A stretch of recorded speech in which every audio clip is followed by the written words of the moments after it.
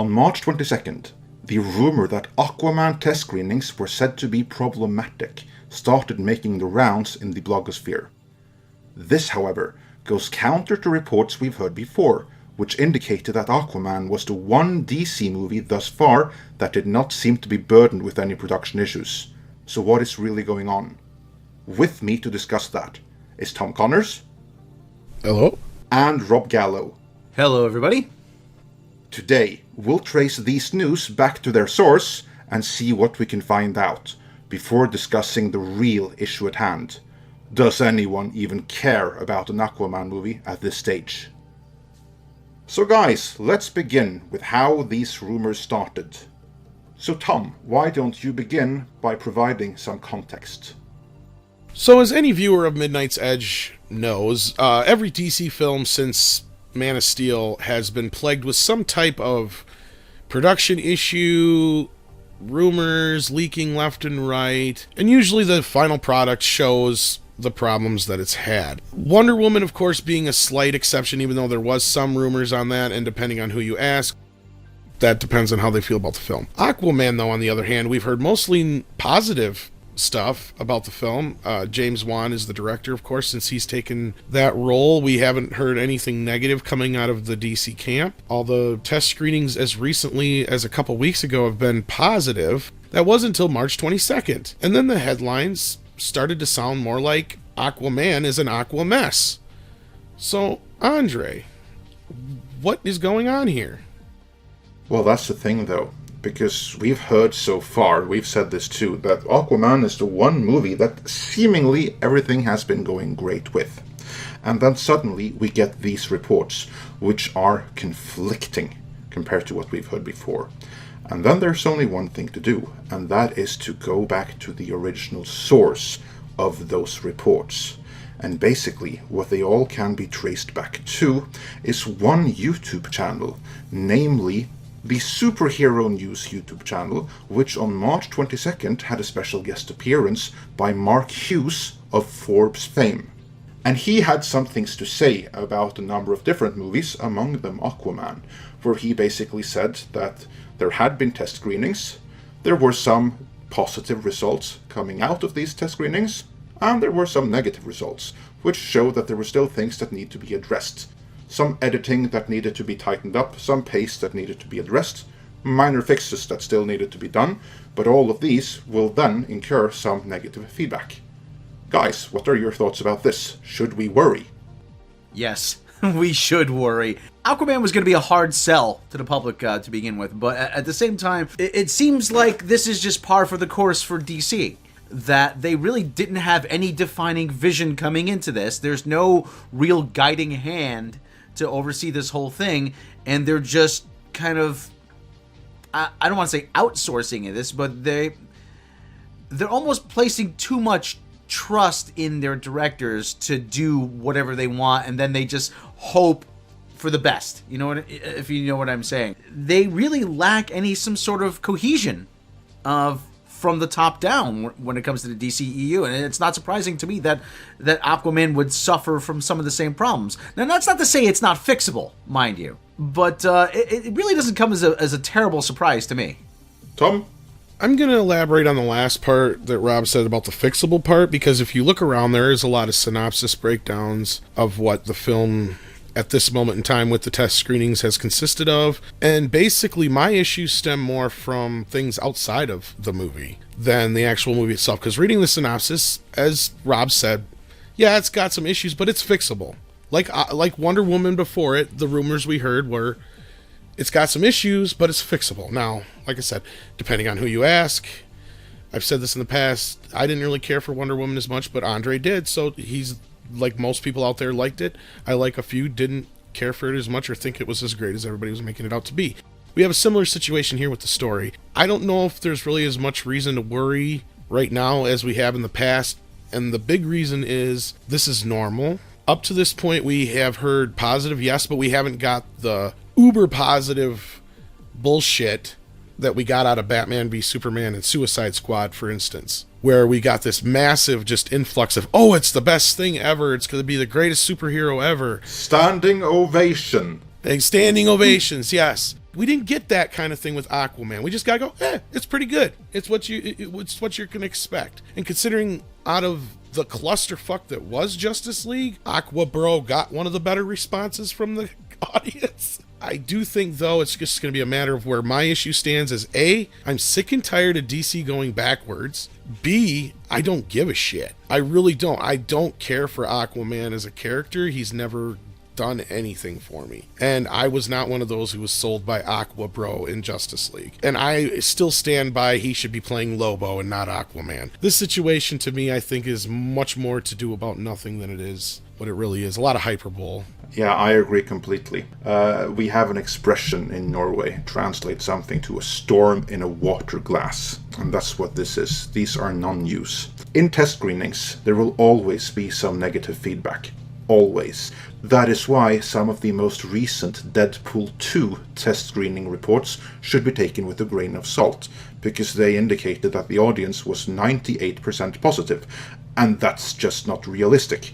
The reason that you have test screenings, especially 9 months in advance, and it's still 9 months until Aquaman opens, is so that you can smooth out the movie, get some audience feedback to what works, where do you make the trims, because right now the movie is 2.5 hours long according to reports, and that is just too long, so they want to slim it down. And where do they make the cuts? Well, they use test screenings to try to determine that. Where do audiences feel that the movie lags, so that they find the best place to make some cuts. That's what these test screenings are all about. And obviously some people aren't going to be happy about what they see. So I think that if you are a fan of Aquaman and you are eagerly anticipating this movie, then don't be discouraged by these news, because this is just par for the course. I think that this movie probably is going to turn out fine. But Tom, you touched on the bigger issue at hand, which is, after Justice League,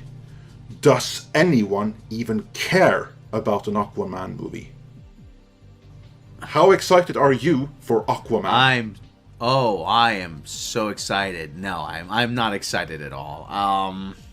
And I'm gonna go back to the whole thing. You know, there's a reason. Aquaman has been one of those characters that's always been maligned. I mean, you see parodies of him on Saturday Night Live and on Family Guy, and there's not a whole lot of excitement for me for an Aquaman movie. And I understand why they made him. You know, they beefed up his image. You know, they really made him look like Rob Zombie. You know, to a certain degree. You know, because you want to get away from that squeaky clean, blonde-haired, blue-eyed image of from the Super Friends, but it doesn't really do anything for me. Really, it doesn't. I don't care about an Aquaman movie. I really don't. Of all the superheroes on in the DCU, I mean, this is not one that I was really itching to see a movie of.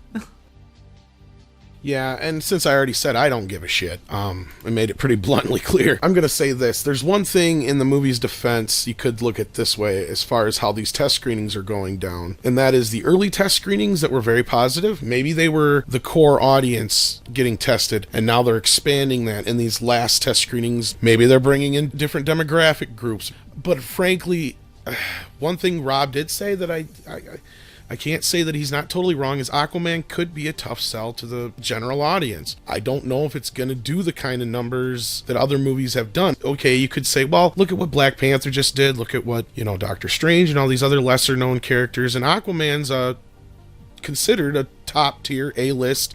The difference here actually with Black Panther is that you had a large portion of the audience when they went to see Civil War who had no idea who Black Panther was. You did have Aquaman and Justice League, though, yeah. Yeah, well, for many, like in the 70s, like I said, you watch the Super Friends, and, and there's Aquaman, and he's been made the butt of jokes on Family Guy. But, when they went to see Civil War, and you saw pretty much what was a Black Panther origin story, people were like, wow, this guy's cool. I'm like, yeah, you kind of already know who Aquaman is. I mean, like I said, you turn on Adult Swim, you watch Family Guy, there's an Aquaman parody every few episodes, and they're not kind to him. So, and they made a very conscious decision in Justice League to try and get past that. And he was one of the more well-received parts of Justice League. But Justice League itself just does that stigma. Is that going to stick with it? That's the thing here. Andre?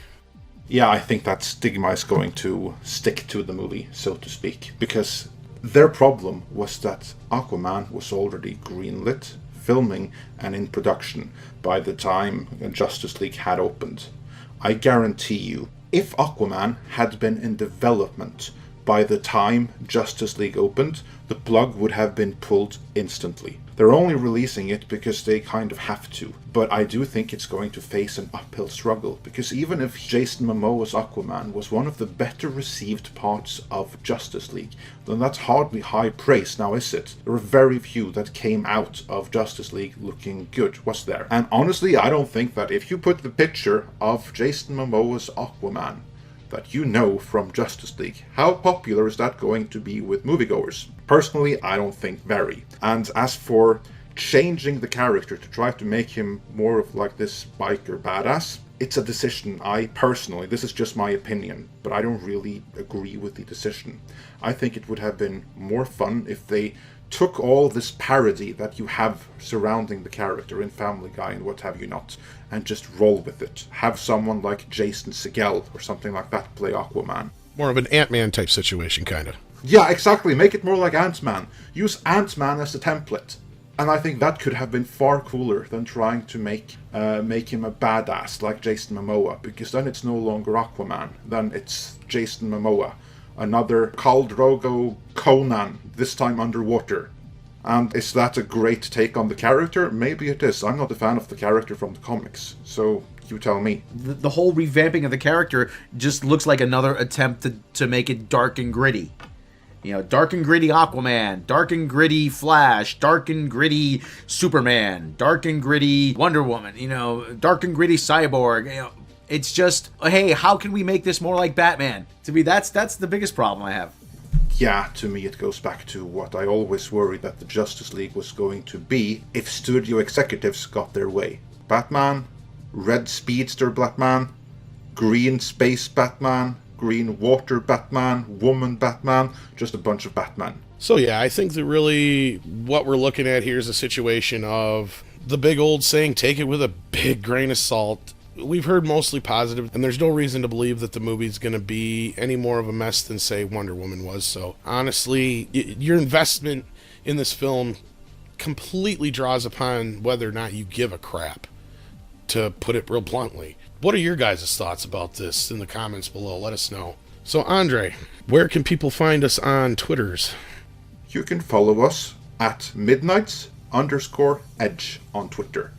And join our Facebook group. And also don't forget to check out our sister channel, Midnight's Edge After Dark, where Rob and I, and sometimes Andre and a few other guests, take on the latest news and all that kind of fun stuff. So once again, I want to thank everybody here. I want to thank Andre for having me, Rob for joining us on this short Aquaman roundtable. If you like this video, then please hit that subscribe button. Due to recent changes made by YouTube, we also encourage all of our subscribers, both new and old, to please hit that bell icon next to the subscribe button as well, so you will be notified when new videos are uploaded. Be sure to check back for news and analysis of the happenings and corporate politics behind the scenes of your favorite genre movies, as well as explorations of your favorite characters and their backgrounds and context here at Midnight's Edge.